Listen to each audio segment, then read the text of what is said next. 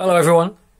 We've got some of these new POM piston heads in, and what we've done with the help of with Luke from Negative Airsoft is, and he'll have these up there by there as well, so you can get them from both places. We've extended the bottom pad, the lower section here. So if I take this out, what's this one? Yeah, okay, that's the original. That's the original one that we've been selling for a while now.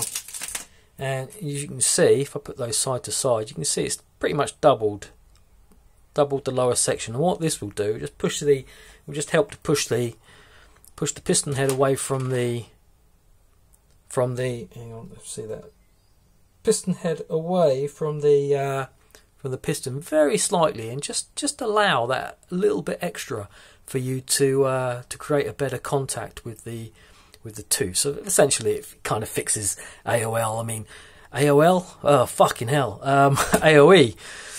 So fixes your angle of engagement. So a little bit better. It might not fix it 100%. It might get it to somewhere where you might think, oh, that's acceptable. Yeah, you really leave it at that. It's, some builds you don't even need to fix it. So it's entirely up to you and how you want it. But these ones are going to be here.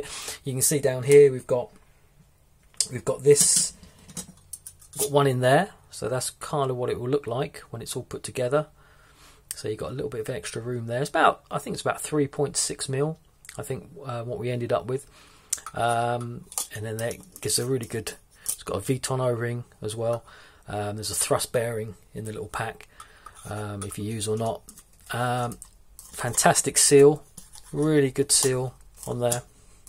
So if we put that back on, if we put the standard one in there, so it's just an really old cylinder from yesteryear.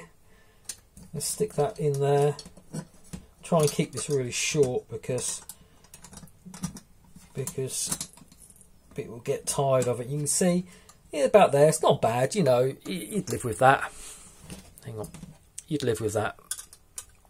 You'd live with that setting, But if you're the type of person who really wants something a little bit extra, just a little bit of extra contact, or if you're doing a slightly different build, you can put that in there.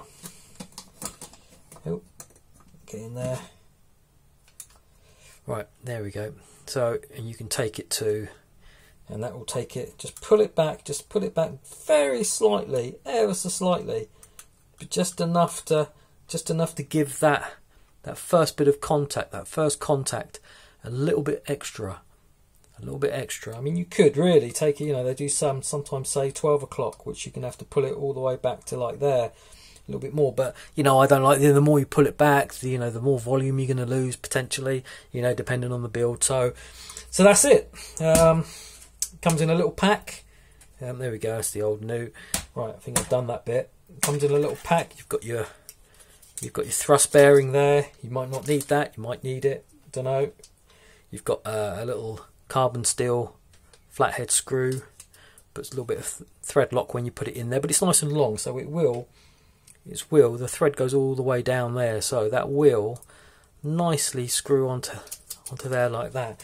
Also, when you're fitting these, the way I fit them sometimes, because they're quite tough,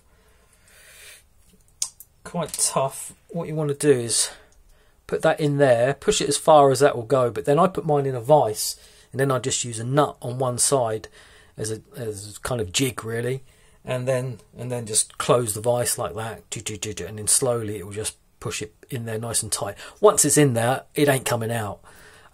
So yeah, so make sure you do that. Right, okay, thanks a lot.